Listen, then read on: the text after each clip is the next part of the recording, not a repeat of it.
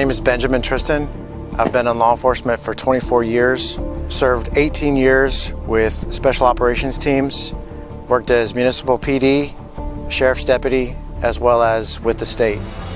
I would say any type of response team or any entity that is tasked with responding has to be able to deploy 24/7 in day or night. And so this drone having the ability to see at night really helps out with that. I don't just have a thermal camera. I have a thermal, a daytime camera, as well as a starlight night vision camera. So I'm ready to go 24/7 with this drone. If someone were to ask me what are some of the best features that make this drone better, one of them is that starlight camera.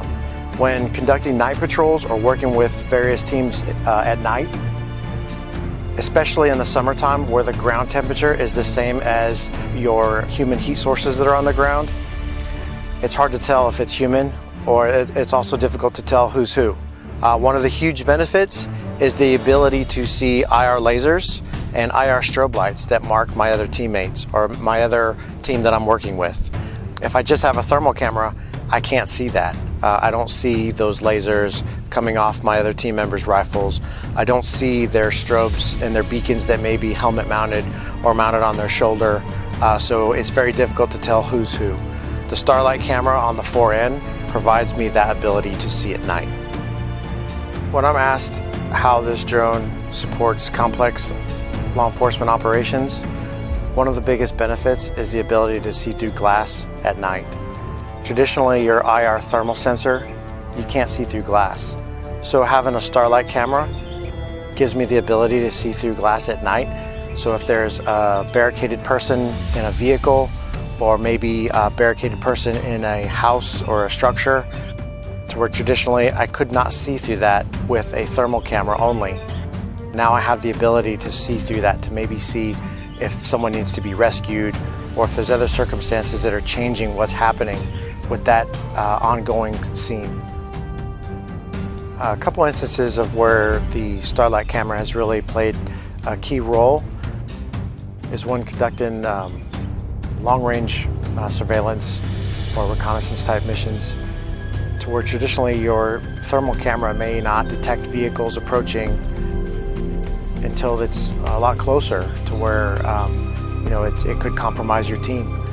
Well, with the starlight camera, I have the ability to see vehicles or any light sources from extreme long range, from very far away, which gives me to alert my team on the ground and give them more time to prepare for encountering that approaching threat, or or dealing with being compromised. So it's a great option to detect light sources at extreme long ranges at night. Some of the enhanced features that have benefited this drone have been the recognition software, such as the ability to identify people, vehicles, and other items that populate on my screen. So if I maybe have missed it, then the software is detecting it for me and showing me that there's something that needs to be looked at. So sometimes I may be assigned to work as a drone team with other team members, to where that's our 100% assignment, is just working the drone aspect of it. When tasked with that, I may elect to use one of the bigger platforms. But sometimes I don't have the luxury of deploying as a drone team. I am a drone operator embedded with other teams, to where my job is to bring the overwatch and be connected and commingled with that other team, which means I have to greatly reduce my equipment signature. One great thing about the 4N and the Max series is the mobility piece. I know I can grab a small case, and within that case, I have 2 hours of flight time. It's packable. I can put it in a backpack, and I can deploy very rapid and have great mobility. Some of the larger platforms don't offer this. It's a dedicated team that has a lot of moving parts. It has a lot of other logistics that go along with the drone team.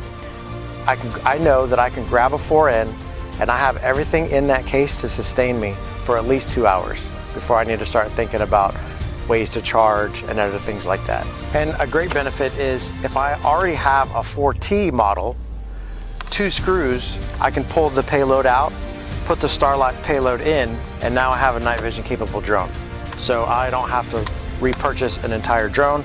I can upgrade my existing fleet with just getting the Starlight payload and only need to remove 2 screws to swap that out. So I'm here today with the Max 4N, and we're going to talk about some of the highlights of how its capabilities enhance nighttime operations. But I also have with me the Autel Alpha, the Autel Dragonfish, which are great crew serve drones for dedicated teams.